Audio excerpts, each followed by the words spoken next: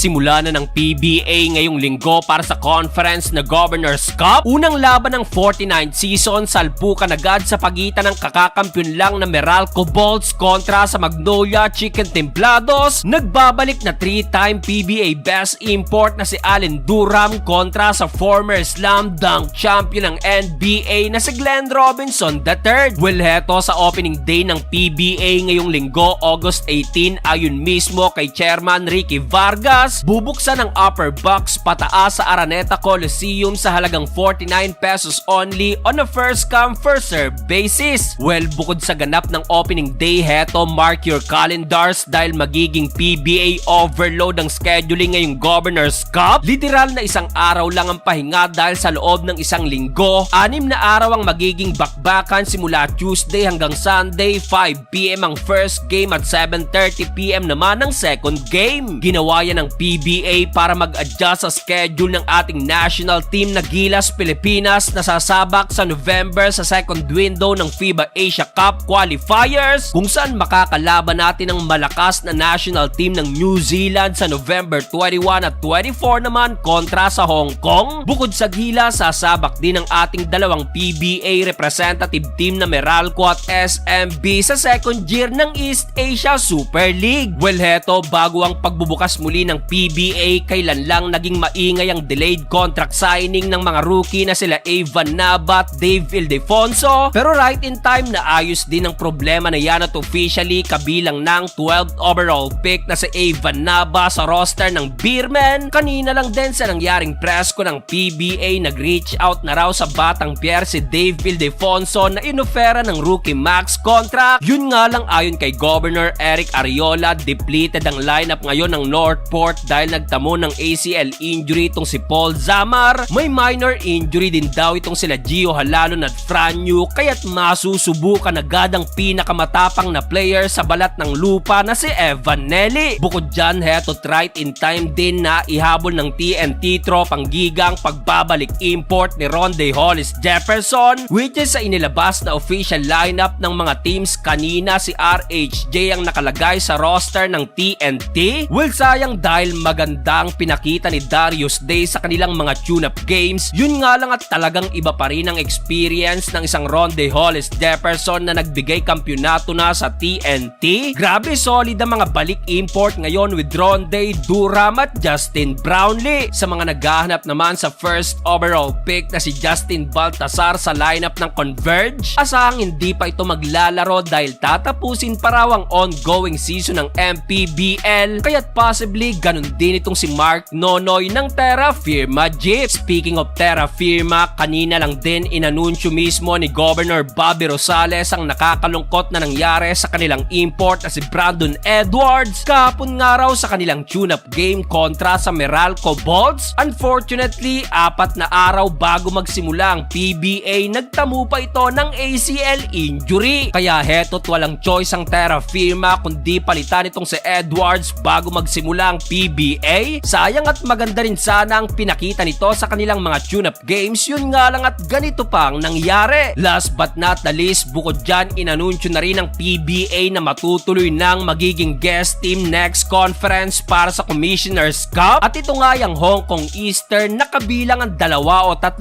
players ng Bay Area Dragons.